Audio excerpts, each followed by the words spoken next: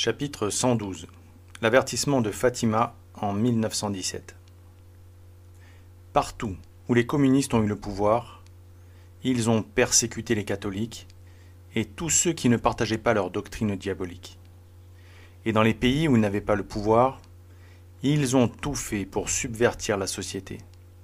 Avant que la révolution bolchevique n'éclatât en octobre 1917, la très sainte Vierge Marie demanda quelques mois plus tôt, lors de ses apparitions à Fatima, à ce que la Russie fût consacrée à son cœur immaculé, faute de quoi ce pays répandrait ses erreurs sur le monde. Sa demande ne fut pas écoutée, et le communisme prit corps dans cette nation.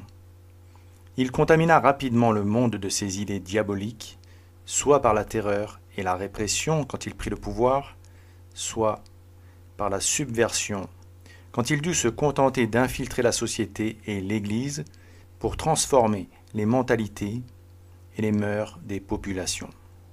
Bela Dodd ou Manning Johnson sont deux anciens militants du Parti communiste américain qui se convertirent au catholicisme et dénoncèrent la tactique d'infiltration des organisations religieuses établies par le Kremlin. Les communistes voulaient accélérer la destruction de la religion en infiltrant l'Église avec des agents se faisant passer pour des catholiques afin de nuire de l'intérieur. Bela Dodd déclara que dans les années 30, le communisme avait introduit plus d'1 millier d'hommes dans les séminaires pour en faire de faux prêtres et détruire l'Église de l'intérieur. Elle affirmait aussi que dans les années 50, le vœu du Parti communiste était de voir ces imposteurs gravir les échelons dans la hiérarchie ecclésiastique afin que leur influence néfaste croisse au sein du clergé. D'après elle toujours, certains d'entre eux y étaient parvenus. À l'heure actuelle, ils sont aux postes les plus élevés dans l'Église. Ils travaillent pour apporter du changement en sorte que l'Église catholique ne soit pas efficace contre le communisme.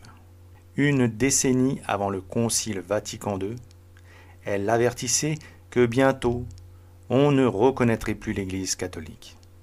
Le frère, Joseph Natal, transcrivit ce qu'avait dit Bela Dodd lors d'une conférence. L'idée entière ne consistait pas à détruire l'institution de l'Église, mais la foi du peuple, et même d'utiliser l'institution de l'Église, si possible, pour détruire la foi, par la promotion d'une pseudo-religion, quelque chose qui ressemblerait au catholicisme, mais sans l'être réellement. Dès que la foi serait détruite, elle expliquait qu'un complexe de culpabilité serait introduit dans l'Église pour labelliser l'Église du passé comme étant oppressive, autoritaire, pleine de préjugés, arrogante de prétendre être la seule en possession de la vérité et responsable de la division des corps religieux à travers les siècles. Cela serait nécessaire pour causer de la honte aux dirigeants de l'Église, jusqu'à produire une ouverture au monde et une attitude plus souple envers toutes les religions et philosophies. Les communistes exploiteraient ensuite cette ouverture pour miner l'Église. Les assertions de Bela Dodd ou de Manning Johnson sur les méthodes subversives employées par les communistes sont à rapprocher des écrits de la journaliste américaine Randi Engel, qui a étudié de près le développement d'une véritable communauté homosexuelle dans les rangs du clergé catholique. En effet, il est facile d'établir un parallèle entre les méthodes abjectes employées par l'URSS pour recruter, faire pression ou piéger des sources en utilisant des individus exercés dans l'art d'exciter les passions, l'infiltration du clergé par de faux convertis et la manière dont les espions russes ont noyauté les services secrets britanniques par exemple. Randi Engel explique qu'au début des années 1920, les services de renseignement des principales puissances européennes occidentales, y compris l'Angleterre et la France, furent alertés par le fait que les bolcheviks, en plus d'avoir créé la Tchéka, leur police secrète intérieure servant à combattre les activités contre-révolutionnaires et le sabotage sur leur propre territoire, envisageaient de constituer un nouveau et vaste réseau d'espionnage international. Aux États-Unis, comme en Europe, les syndicats, les universités, les centres industriels, ainsi que les institutions politiques et culturelles de gauche étaient les cibles prioritaires de l'infiltration et de la prise de contrôle soviétique. À la fin des années 20 et au début des années 30, alors que Staline planifiait méthodiquement sa grande terreur en URSS sous forme de gigantesques purges politiques, militaires, économiques et agricoles, qui devait entraîner la mort d'environ 20 millions de Russes, il lança en outre un programme d'espionnage considérablement élargi dans le but de recueillir à l'Ouest des renseignements diplomatiques, militaires, industriels et scientifiques. Staline ordonna que dans tout l'Occident, des TOP et des agents dormants à long terme contrôlés par l'Union soviétique fussent introduits au sein des services secrets, à des postes gouvernementaux élevés, ainsi que dans les grands centres universitaires et scientifiques. Les services de renseignement soviétiques établissaient, au sujet de chaque recrue diplomatique potentiel, un dossier détaillé, comprenant des informations sur ses traits de caractère et son tempérament, sa vie de famille, sa scolarité, sa religion, ses moyens d'existence, les associations auxquelles il appartenait, son idéologie, sa politique, ainsi que sa sexualité et ses vices éventuels. Les soviétiques estimaient que s'agissant des diplomates homosexuels, le chantage valait bel et bien d'accepter les risques et les dépenses supplémentaires. On notera que même lorsqu'un agent soviétique échouait à ferrer un diplomate ou un ambassadeur homosexuel en le menaçant de divulguer son homosexualité, l'intéressé signalait rarement cette tentative de chantage aux autorités de son pays, de peur d'avoir à avouer sa sexualité illicite.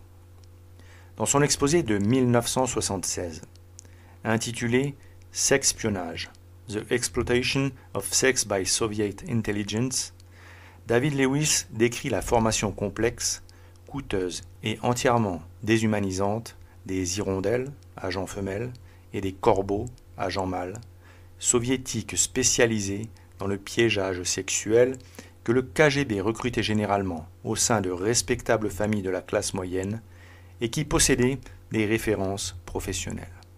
En plus de leur formation idéologique, politique et technique de base, ces agents étaient soumis à un processus complet de désensibilisation sexuelle avant leur instruction formelle qui portait sur toutes les formes d'actes sexuels, y compris l'homosexualité et le sadomasochisme. Durant les années 1930, le recrutement d'intellectuels et de scientifiques de gauche à Oxbridge, comme agents dormants, aura été la phase finale de la subversion que les soviétiques avaient inaugurée des décennies auparavant avec leurs attaques contre le système de classe de l'Angleterre, ainsi qu'avec la pénétration des syndicats britanniques et du mouvement travailliste. Sur le campus, des communistes avoués, tels que le professeur d'économie Maurice Sobe, qui devait contribuer à fonder la cellule communiste de Cambridge, introduisirent toute une génération de jeunes étudiants extrémistes d'Oxbridge dans la sphère d'influence soviétique. Les marxistes reçurent aussi l'aide et l'assistance du vaste réseau de sociétés secrètes quasi maçonniques qui s'étaient insinuées dans la haute classe britannique en général et à Oxbridge en particulier. La plus célèbre et aussi la plus sélecte de ces sociétés secrètes présentes sur le campus était la Conversazione Society, connue simplement comme The Society, ses membres étant surnommés les apôtres.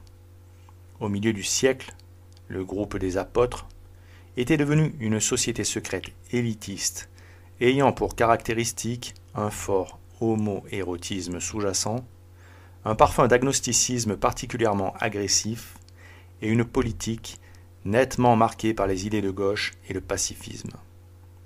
Pour un grand nombre d'apôtres, le fait d'adopter un comportement sexuel criminel devait renforcer leur sentiment de dépendance et de loyauté mutuelle, non seulement au cours de leurs années d'études, mais pendant toute leur vie.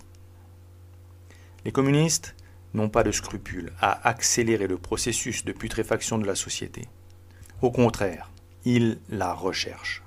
Ils sont sans morale et pour eux, tous les moyens sont bons pour atteindre le but qu'ils se sont proposé, la dictature du prolétariat qui permettrait de réformer la société en éliminant toute dissidence.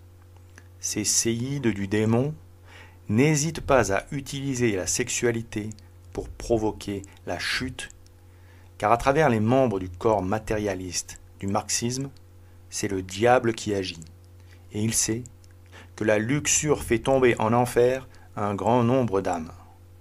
On peut tout à fait imaginer que l'infiltration d'hommes et de femmes débauchés dans les séminaires, les monastères et les couvents a été planifiée et organisée par des hommes inspirés par le diable.